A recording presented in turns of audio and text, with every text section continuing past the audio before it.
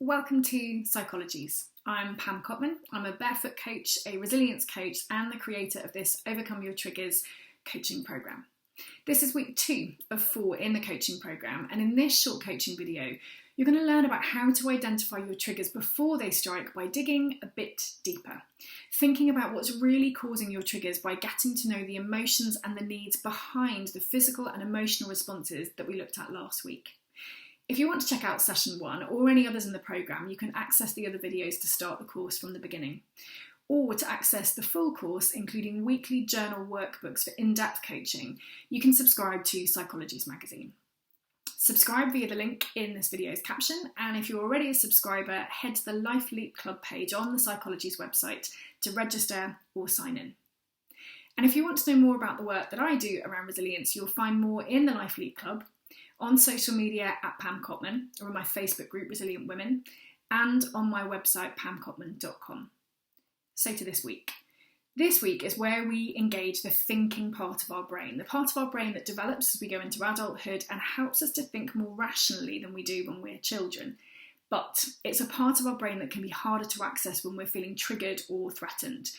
Our natural response in that situation is to focus on what we can do to protect ourselves, to get through and get out of that challenging situation. It's that fight, flight, freeze response that we talked about in week 1.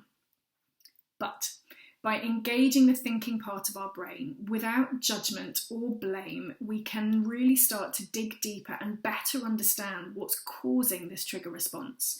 And that's what we're going to be looking at in the workbook questions this week. So I'm going to be inviting you to think about, when you feel triggered, what is it you are really feeling? What's the root of it? So for example, many of us feel anxious when we're presenting in front of a group of people.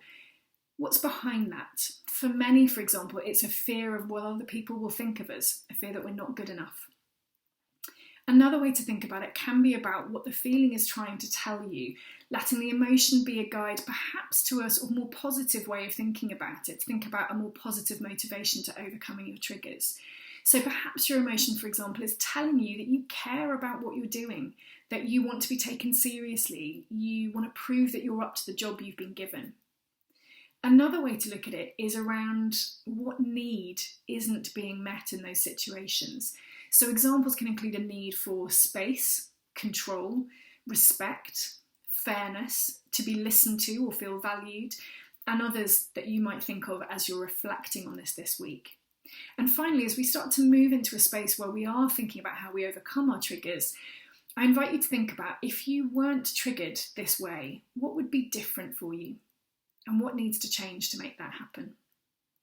I hope you find these questions useful, and I look forward to seeing you in week 3 when we'll be learning about some new coping mechanisms for when you feel triggered.